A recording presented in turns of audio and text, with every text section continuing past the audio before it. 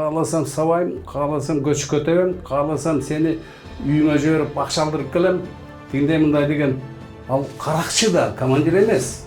Ал аскердик форманы кийүүгө укугу да жок. Ар намысын тебелеп тепсеген, адамгерчилик сапаттарын тебелеп тепсем деген аракетте болчу. Биздеги Кыргызстандагы аскердик милдетти өтпөгөн адамдар мамлекеттик кызматта иштебеш керек деген закон бар.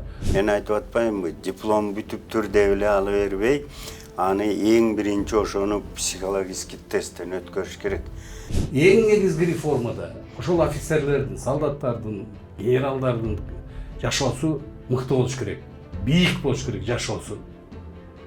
Эгер алар болбосо, реформадагы, өнүгүү дагы аскер тарабында аксап калат.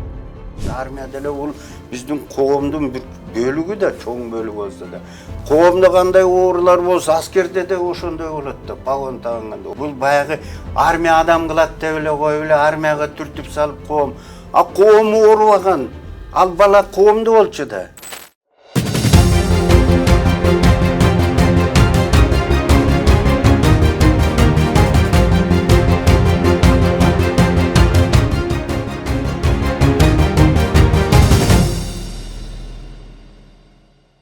Саламатсыздарбы? Жакында эле социалдык тармактарда аскердик форма кийген бир нече адамды жер сүздүрүп сөгүнүп жаткан видео тарады. Бул көрүнүш коомчулукта армиядагы зомбулук маселесин кайрадан талкууга алып чыкты. Биз бүгүн талкуу берүүбүздө армиядагы зомбулук аны кантип жойсо болот деген теманын айланасында сөз кылабыз. Биздин студиябызда конокто генерал-лейтенант Токон Мамытов менен аскердик эксперт, политолог Токтогул Какчыкеев болмокчу. Саламатсыздарбы? Кош келдиңиздер биздин студиябызга. Алгачкы эле суроом ушул интернетте тарап жаткан видеону көрдүңүздөр да сиздер дагы. Бул боюнча президент дагы өзүнүн пикирин билдирип министрге сөгүш жарыялады. Анан негизи эле ушул видео боюнча пикирлериңиз кандай? Эми телевизордон көрдүк. Кудай атоо мындай уятсыз зөөкүрлүк ишти көргөн эмеспиз. Мен өзүм аскерде көп жылдар иштегем, солдаттар менен иштегем, офицерлер менен иштегем.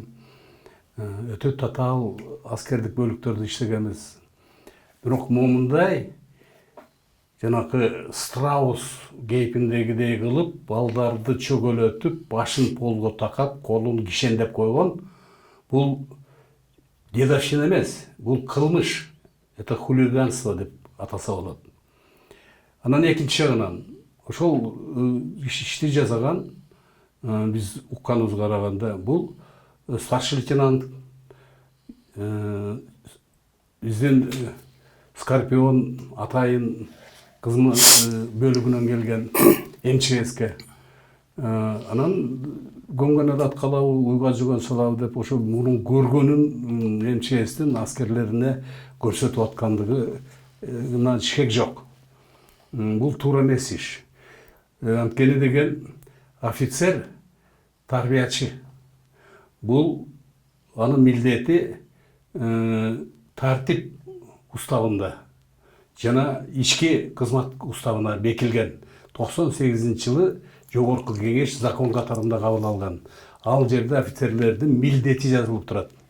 Ошол солдаттарды ага катары, ата катары өзүнүн билген аскердик билимин, ыкмаларын кылып аткан ишин, мына бул маалда булар эме болуп атпайбы, ОКМдын кызматында бул жардам кыйын убакытта элди куткаруу, жанакы табигый жана технологиялык катастрофаларда ошого жардам берген кишилер.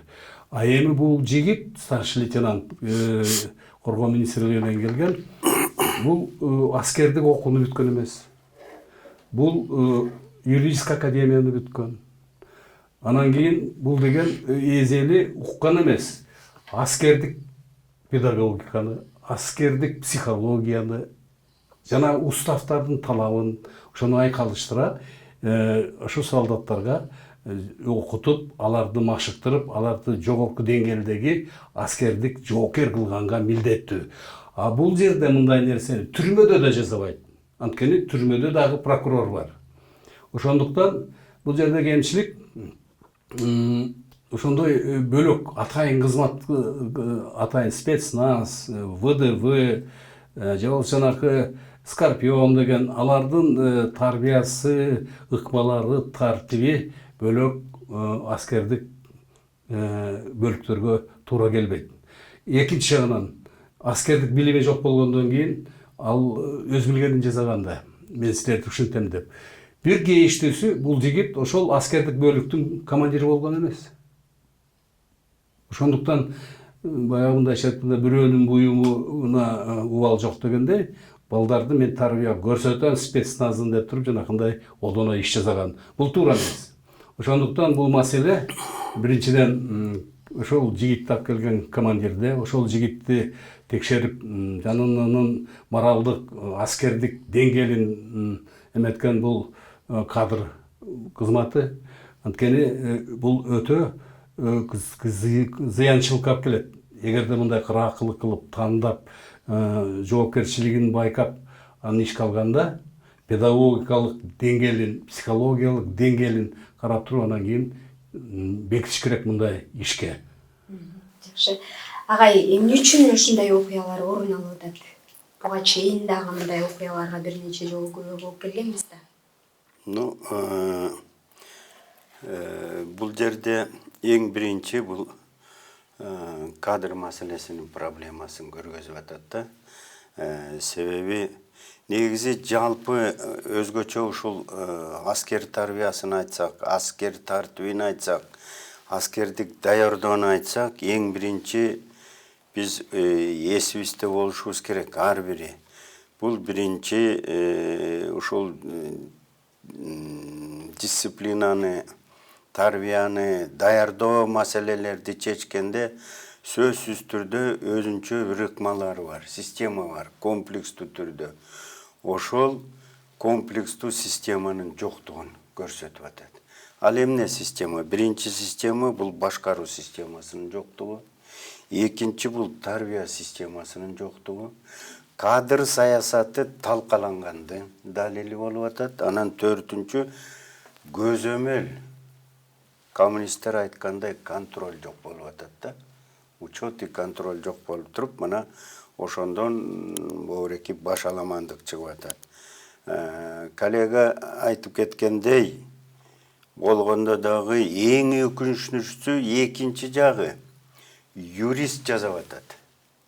Юракадемияны бүткөн, юридикалык билими бар. Мыйзам сактасын, мыйзамды кайтарсын, законду мындай көзүнүн карегинде сактасын деген ошого даярдалган адам мыйзамды одоно бузуп, жанагы адамдын укугун тебелеп тепсегени да, ар намысын тебелеп тепсегени, адамгерчилик сапаттарын тебелеп тепсейм деген аракетте болчу. Эми спецназга деле бул окшобойт болуш керек. Себеби мына биз көп эле ошол спецназтарды тарбиялап, даярдап, ошолордун службасын көрүп, кызматын көрүп, ошолорго багыт берип, мындайча айтканда жетектеп да жүрдүк. Дана мен спецназ деген бул эч качан ушундай жолго барбайт.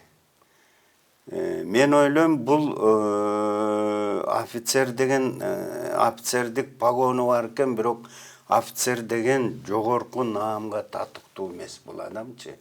Анан ушул өзү юрист болуп, офицер погонду форманы кийип, анан жанагы кол алдындагы жоокерлерге момундай мамиле кылган. Бул аскердик талаптарга да жооп бербейт, тарбияга да жооп бербейт, мындайча айтканда дисциплинага да жооп бербейт, адамгерчиликке да жооп бербейт да. Бул баягы армияда ушундай аскердик бөлүктө мындайча айтканда капысынан бир случайно бир издеп жүрүп, илгери бир галстук тагынган кадрларды издеп калдык элек, мына ошондой болуп табылып калган да.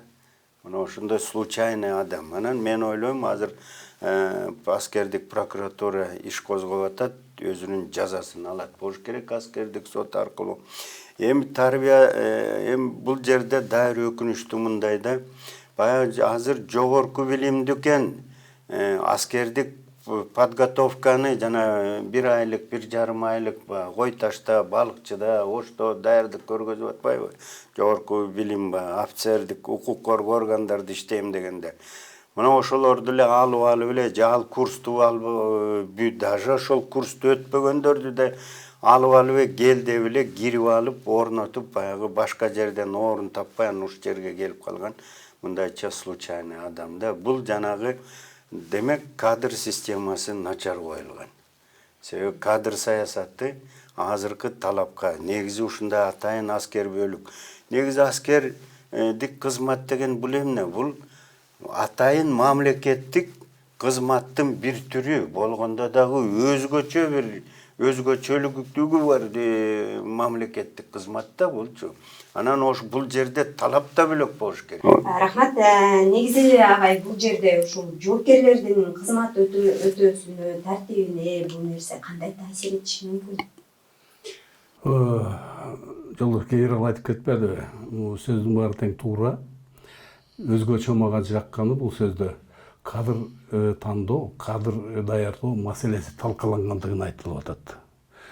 Бул чын. Анткени деген кадр деген сөз бул милдеттүү мамлекетке ант берген, канымды, жанымды аябайм деген офицерлер, солдаттар, сержанттар болот. Ар биринин өзүнүн милдети китепке жазылган. Мисалга боевой устав сухопутных войск.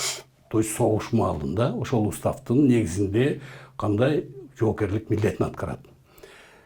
Тартип уставында ал закон, анткени анын жогорку кеңеш бекиткен. 116 закон. Демек командирдин жоопкерчилиги, командирдин кол алдындагы аскерлер менен карым-катнашы, тартипти сактоо, мекенге кызмат кылууну ак жан дили менен аткарууга жол ачкан ал документ. Демек дисциплина, тартип бул аскердин өзөгү. Тартипсиз адам аскерде болбошу керек. Анткени ал уктап калат, караулда турса, ал аракчы тентип кетет, ал болсо качып кетет. Демек биздин конституцияда жазылган коргоо, куралдуу күчтөрдүн коргоо милдети аткарылбай калып атат. Демек бул өтө өзгөчө ыйык кызмат. Бул ыйык өзгөчө кызматты түкчө бар жиберишти. Бирөөлөр келип аскерин бекер поз дейт, бирөөлөр келип алып пенсияны көп алат дейт, бирөө келип алып туруп тигиндей дейт. Бирок ошол сөздү айткандар Тажикстанда болгон окуяда бирөө да басып барган жок ошол жерге. Бара албайт. Оозу менен ора коргон адамдар алар. Демек бүгүнкү күндө биздин президент бул окуяга ушундай сын бергендиги бул туура иш. Бүгүнкү күндө коргоо министрлиги, бүгүнкү күндө ОКМ министри, бүгүнкү күндө ички иштер министри, бүгүнкү күндө коопсуздук комитетибиз президенттин айткан ишин так аткарыш керек.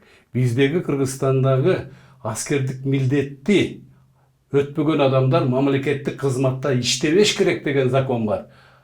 Демек аны биздин парламент жогорку кеңеш бекеринен алган жок да. Аны бекеринен президент талап койгон жери жок да. Ант бердиңер иштегиле деп. Демек бүгүнкү күндө мамлекеттик кызматта Токон Аксакал айтып кетпедиби? Аскердик кызмат мамлекеттик кызматтын ичинде өтө өзгөчө кызмат деп жазылып турат. То есть особый вид государственной службы деп. Ошол особый видти мамлекеттик кызматта иштегендердин баары, атуулдардын баары, мектепте окугандар, студенттин баары тең билип сыйлаш керек. Анткени булар өмүрүн мекенди коргойм деп ант берген. Ойлоп көрүңүз, ушундай милдет турса, анан ошол колуна курал алып туруп мамлекетти коргойбуз деген солдаттарды жанакындай кордосо. Бул эмне деген аскерлик болуп атат? Бул эмне деген моралдык, аскердин офицери бул солдаттардын атасы болот. Ал жоопкер, ага жооп берет. Жакшы, агай ушу тартип, тарбия деген маселеге токтолуп кетпедикпи? Негизи ушул көптөр эле айтып жүрүшөт, армияда дедовщина деген нерсе күч алат, орун алат депчи. Ушул боюнча негизи эле армияда тартип кандай болуш керек? Анан канткенде биз ошол дедовщинаны жеңе алабыз? Мен жана жогору айтып кетпедимби, атайын 4 принцип бар деп. Жана башкаруу системасы, тарбия системасы депчи, анан контроль, кадр саясаты деп. Негизи ушул 4 система иштемейинче кандай гана министрлик болбосун күч структурадан, кандай бир аскердик бөлүк болбосун, ушул 4 система иштебесе комплекс түрдө, ал жерде мындайча айтканда ийгиликтер да, жетишкендиктер да болбойт. Жалаң моундай мыйзам бузулар, тартип бузулар, жанагы одоно терс көрүнүштөр өзүнөн өзү көрүнө берет. Эми муну кандай жоош керек? Биринчи кадр маселе, бул баягы өзгөчө командир, кичине младший командный состав деп коет, командирский состав. Ошо кичинекей командир сержанттардан баштап, жана бөлүктүн отделениянын командирлеринен баштап, взвод, рота, взводко чейин, замком взвод, старшина роты, ошого чейин, жанагы берки граждандык вуздарды бүткөндөрдү, курс бүткөндөрдү алып атат. Анын алганда мен айтып атпаймынбы, диплом бүтүптүр деп эле ала бербей, аны эң биринчи ошону психологический тесттен өткөрүш керек.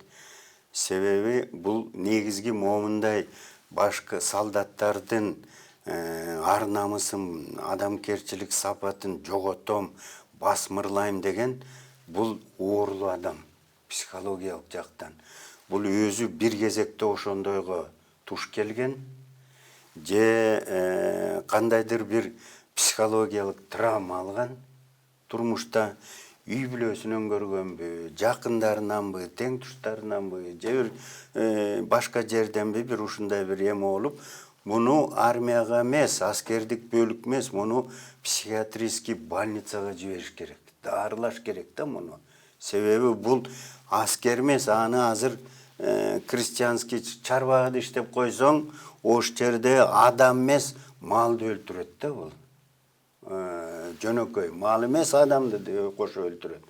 Мына бул эң биринчи психология. Ошон үчүн психологический, анан жанагы атайын тесттер бар. Жана атайын кызматтагыларды жумушкаларга бир тест алат го, кээ бир спецназтарды, жанагы чек ара кызматына, аскер деңиз флотуна ошолорду алган, жана ракетно-космический аскерлерге алган.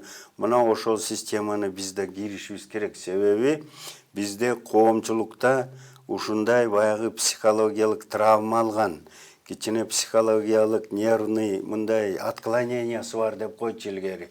Илгери алар баары милициянын, КГБнын учетунда болчу, ал биричи наркоман, бандит эмес, даже ошолор да учетто болчу. А бүгүн кимиси кандай экен, же учету жок, же билбейбиз. Мына анан келип туруп аларды же чоң кызматка коюп коебуз, не дай бог эми бөлөк кызматта иштей берсин. Анан келип туруп момундай курал менен байланыштуу ушунда аскердик кызмат менен, аскердик милдетти аткаруу ушул багытта аны алып барып койсок, эртең ал ошол автомат менен баарыбызды кырып салат да. Мына ошон үчүн ушул жакка көңүл буруш керек. Биринчи кадр маселеси. Кадрды жөнүнө ала бербей, жанагындай өзүнчө критерийлерди караш керек. Анан аттестация болуп туруш керек да. Офицерди алып иштедиби служба. Анан аттестация кылганда өзүнүн эле комбаты, же полктун командири, зам по воспитательный тарбия иштери боюнча замдар өзүлөрү эле чогуу эле күбүр-шүбүр болуп эле анан ташматты өткөрүп, акматты өткөрбөйбүз деген болбой, ал жерде коомчулук дарылаш керек. Коомчулук жана аялдар уюму, ата-энелер уюму, родительский комитет деп, жана мектептен бүгүн мектептен үлгү алыш керек да. Жана мектепте мугалим, завуч, класс жетекчилер жүрөт го, ата-энелердин артынан кубалап, родительский комитетсиң депчи, келген жоксуң, караган жоксуң, балдар мындай кылып атат деп. Вот ошолор туура багыт алган. Ошол мектепте ошол тарбия жагын жана тентек кылган балдарды родительский комитет ата-энеси менен иштегенде, мына ушул жерде да ошол ушул жакка көңүл буруш керек. Анан бул жерде воинский часть эми бул аскердик бөлүктөр жабык да булар. Жабык, ал жерге жөнүнө кире албайсың. Ошон үчүн ошол жанагы советтер болобу, эмне наблюдательный совет дейбиз, жана наблюдательный советтер, ген прокуратура, МВД, ГКМБ, Минтранс, айыл чарба министрлигине кирип барып атпайбы биз контроль кылабыз деп. Мына ошондой боякада бөлүш керек. Бүгүн солдатты эмес, бүгүн ошол солдаттын командири, солдаттын ата эне болуп атат да убактылуу, тарбиячылуу болуп атат. Ошону көзөмөлгө алыш керек. Анын адамгерчилик сапаты кандай, моралдык жагынан кандай, профессионалдык жагынан кандай, психологиялык жагынан кандай, бул алкоголик эмеспи, тукумунда алкоголиктер жокпу, наркомандар жокпу, баш оорусу менен ооругандар жокпу, илгери учетто турган эмеспи врачтарда деп ошондон өйдө карап анан ошону бериш керек. Эмне үчүн?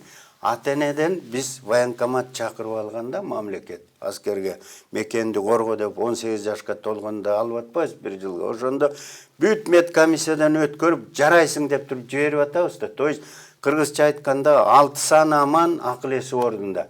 Кайра bir жылдан кийинби, жарым жылдан кийинби, 1,5 жылдан кийин кайра берип атабыз болду. Кайра 6 саны аман, акыл эси ордунда, бирок баягы орусча айткандай возмужавший, мекенди, элин, жерин коргогонго жараган жигиттерди аман-эсен ата-энесине кайра өткөрүп беришибиз керек. Жакшы агай, ошо айтып атпайсызбы, аскердин жетекчиси депчи, командири деп айтып атабыз. Негизи ушундай маселелерде ошол жетекчилик жетиштүү алдын ала чараларды көрүп жатабы? Ошонун баары тең уставда жазылган. Уставды билиш керек. Ошол уставда жазылган нерсени өзүнүн бөлүгүндөгү адамдарга, солдаттарга таандык кылыш керек. Тарбия, таалим, маданият, үй-бүлөсү менен байланыш, курал жаракты өздөштүрүш, ошол курал жаракты полигонго барып пайдаланыш, жакшы атыш, жакшы ыштык менен ошонун барып атакага барыш, ошонун баарын тек командирге үйрөткөнгө жазылып турат. Ошону эле аткарыш керек. Аскер бул өтө бюрократиялык система. Ар бир кадамы, ар бир милдети кандай аткарыш жолун бар жазылып турат.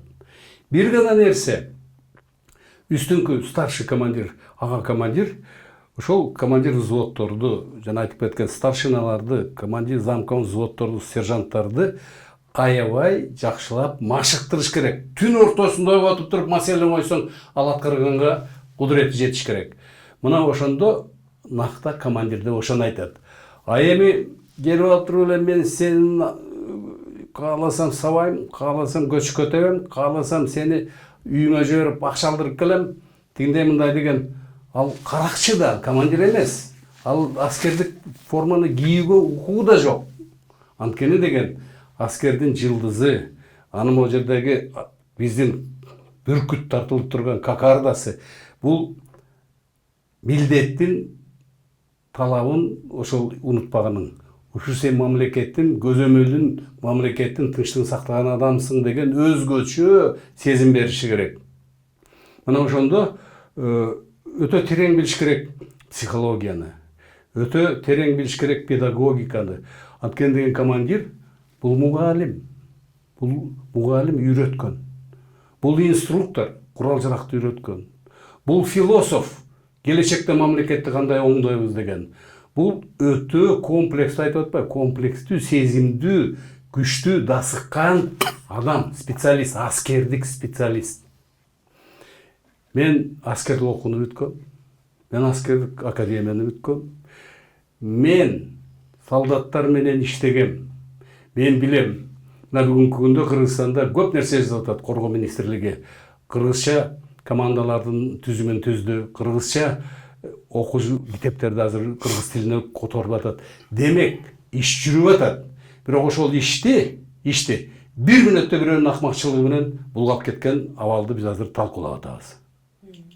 Негизи ошол жоокерлер эмне үчүн зомбулукту ачык айтуудан мындай тартынышат, айтышпайт көп учурда?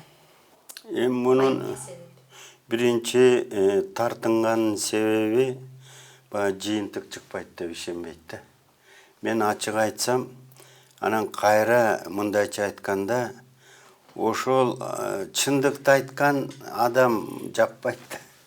Дайымачы чындыкты айткан. Аны ыры командир жакшытай берсе, ошол жагат да, ошого сыйлык да берет, почет да берет, караулга да көп чыкпайт, нарядка көп барбайт дегендей. Ошол жагы бар. Бул баягы ошон үчүн моундай бөлүктөрдө нулевая терпимость деп коебузго. Буга вообще каршы болуп туруш керек. Буга жол бербеш керек. Анан маселе көтөргөн солдатты болсо эртең алып эле бул тигиндей экен, мындай экен деп анан аягыны аны байкуш жүдөтүп бүт командирлер жада калса ошону менен кошо запкы жеп жанагындай абири адамгерчилик сапатын тебелегендер дагы ошолорго кошулуп ошол баланы ушу сен айтпай эле койсоң болмок, эптеп чыдап эптеп үйгө аман-эсен кетсек болмок деген. Бул мындайча айтканда рабский психология, кулдун психологиясы. Кулдун психология. Ушул кулду кыргыз эркин болчу да. Биздин генибизде кулдук деген жок түшүнүк. Эмне үчүн ушундай психология болот? Турмуш ошондой кылып койгон, 200-дүүлүк кылып койгон. Ал үйдөн кухнядан ата-энеси эмне кылат? Атасын огородунда картошка өспөйт, куурай баскан, бирок аянтка чыгып алып, Акылбек Жапаров сен эмне туура эмес иштейсиң деп кыйкырат. Өкмөт сен эмнесиң, парламент сен акылың жок деп кыйкыра берет. Жоопкерчилик жок. Эч ким сен ушинтип сүйлөгөнгө акың барбы деп бирөө да айтпайт. Самое главное, ал өзү айтпайт, өзүнө өзү сурой бербейт. Бул бирөөнү критикалап сындаганга өкмөт ушул мен же билимим жок, же тажрыйбам жок. Эмнеден мен эметип атам дегенде кылыш керек да. Мына ушул ошондуктан бул жерде жана коомчулукту уялбай эле ушул коомчулуктун күчүн журналисттерди жанагы коомчулукту аялдар организациясы жана ветерандар бар да, аскер ветерандарды, мурдагы офицерлер бар, пенсия ветерандар. Ошолордун күчүн пайдалана албай атат да азыркы айрым жетекчилер жанагы полктун, аскердик бөлүктөрдүн командирлери ошолорду алып келип, ушул жагына көңүл бурса, анан өзү бул жерде баары эмнеден башталат? Командир полк уктабай түнкү 2-ге чейин өзү таң атпай 5-те келип аскерлер менен физзарядкага чыгып, ошол упражнениянын спортивныйын жасап, футбол ойносо футбол ойноп, боксташса боксташса, мына ошондо анын тартып болот. Бүгүн командир жатат, 10-11-де келет жумушка, кечинде 5-тен кийин таппайсың, анан жанагыларды сен бүгүн дежурный ответственный издейсиң, анан өрдөк жокто чулдук бий болуп эле анан ошентип жанагындай чала билими жок, адамгерчилик сапаты төмөндөр жанагындай терс жолдорго барып атпайбы. Жакшы, акыркы суроомду узатайын сиздерге, ошону менен жыйынтыктайын. Негизи эле ушул Кыргызстанда бул маселе боюнча мамлекеттик деңгээлде кандай реформалар жүргүзүлүшү керек? Кыргызстанда реформа жүргүзүлгөн. Реформа 2-3 принциптин негизинде болот. Эгерде сырттан бизге коркунуч болсо, кандай куралдуу күчтөр керек? Экинчи жагынан, дүйнөдө реформалар болуп атат, биз ошолор менен тең ата болушубуз керек. Бизде казнада акча барбы деген түшүнүк болуш керек. Казнада акча болсо реформа болот.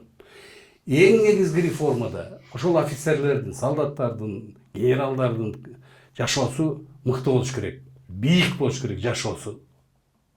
Эгер алар болбосо, реформадагы, өнүгүү дагы аскер тарабында аксап калат. Ошондуктан мен бир эле мисал келтирейин. 5 жыл мурун Орустун президенти Владимир Владимирович Путин указ чыгарган. Тажрыйбалуу ветерандарды, тажрыйбалуу согушка катышкан, атайын операция кылган, куралдуу кылмыш топторун талкалаган ишенимдүү адамдарды аскердик окуу жайларга, Ички иштер министрлигинин окуу жайына, коопсуздук кызматынын окуу жайларына жашы өтүп кетсе дагы ошол жерге алып барып иштеткиле, бергиле, алардын билимин, ыкмасын жаш муундарга беришибиз керек деген. Эми СВО согушу бүтүп атат мына Кудай бурса. Ошондо Путин 2 жолу айтты. Ушу согушка катышып, эрдиги көрсөткөн, мекеним деген жанын аябаган офицерлер мамлекеттик кызматка келиш керек деп айтып атат. Демек бул маселе Кыргызстандын алдында да турат. Жакшы, агай ушул эле суроону сизге узатайын. Эми эң биринчи албетте баарыбыз тең эле тарбия маселесин билбейбиз да. Эми үй бүлөдө айрым үй бүлөнү карагылачы, үй бүлөдө балдарын тарбиялай албай, бүгүн көпчүлүк үй бүлөлөр балдарын тарбиялабай, финансылык жактан каржылай эле атпайбы. Бирдеме десе, мороженое алып жер деп анча мынча тыйынтып бир карман алып коюн. Анан дагы экинчи мектеп жооп берет дейт. Ата эне деген кайда? Мектеп 6 саатка жооп берет, 18 саатка ким жооп берет? Анан бул бир. Анан аскер бөлүктө деле, конечно, мамлекет тарабынан жазалып атат, командирлер деле иштеп атат, жетекчилери деле иштеп атат. Бирок баягы ыкманы билбегенден командирлер, ыкманы билбеген, тажрыйбасы жок, билими тайкы болгондор, албетте ошолор баягы мындайча айтканда башал десе бөрк алгандар болуп атпайбы? Ошолор сабатсыздар бузуп кетет да көпчүлүк. Жакшы, азыр бол президенттин айтканын, жанагы министрге замечание бергенин азыр жана сабатсыздар барып тескери кылат. Мунучу азыр жүдөтүп командирлерди жакшы даярдык. Азыр мына весенне-летний военный подготовка учебный год жабылып кетет, мына майда бүтөт. Мына ошол командирлер ошону менен алектенип жүрсө, аларды барып текшерип айласын кетирет жакшы. Жанагы итпай чотпайларды, ошолорду көзөмөлгө алып, ошолорду карап, атайын ошондой мындайча точечно, адресно, избирательно мындай контроль жүргүзүш керек да. Мен командирлердин баарын күнөөлөй албайм. Командирлер арасында бар, ошо мен командир болом деп, окуну бүтүп, бүт службасын, үй бүлөсүн, балакы-баркысын карабай, ошо служба менен жүргөндөр бар, ошолорго рахмат. Бирок ошолордун баарын жана бир 2-3 келип эле ошолор кадыр баркын кетирип, эмгегин жегендер, мына ушулардан арылыш керек да. Ушул биздин саясатыбыз болуш керек. Анан биз унутпашыбыз керек. Советтик армиядан эмне үчүн ошону алып, совет болсо эле баары жаман дейбиз. Баарыбыз кыйынбыз. Бүгүн окумуштууну критикалайбыз, жазалып эчтеке ачылыш жазалган жок деп. Өзү бир 5 парак кагаз жаздырчы, бир илимий макала жаза албайт, бүгүн мактанып кыйкырып аткандардын бар. Ошондо азыр жана сын пикир айткандар дагы эчтеке кыла албайт. Бирок ошон үчүн бүгүн жардам бериш керек. Жанагы айрым аскер бөлүктөрдүн командирлерине коомчулук, ветерандык, аялдар, женский уюмдар ошо жардам берип, колдоп турушубуз керек. Бул баягы армия адам кылат деп эле коюп эле армияга түртүп салып коом. Коому оорубаган, ал бала коомду болчу да. Ата-энесинин кухняда сүйлөгөн сөзүн укчу. Баарын өкмөттөн өйдө тилдегенин, баарынчы жаман. Кошунасынын өйдө тилдейт, кудасын тилдейт, тууганын бир тууганын тилдейт. Анан ошонун баарын ошол оору менен бала тиги армияга барып атат. Армия деле бул биздин коомдун бир бөлүгү да, чоң бөлүгү болсо да. Коомдо кандай оорулар болсо, аскерде де ошондой болот да, погон тагынганда. Ошон үчүн коомчулук ошол жана президент айткан багытты алып туруп, ошолго жардам берип, биргелешип, жапа-тырмак ушул терс көрүнүштөрдү жойгонго аракеттенишибиз керек. Жакшы, убактыңыздарды бөлүп келип бергениңиздерге ыраазычылык билдиребиз. Эфирде Политклиника медиасынын талкуу берүүсү болду. Аны мен Кымбат Турдубекова алып бардым. Политклиника медиасынын социалдык тармактарына жазылып, QR-код аркылуу ишмердүүлүгүбүздү колдоону унутпаңыздар. Сак саламатта туруңуздар.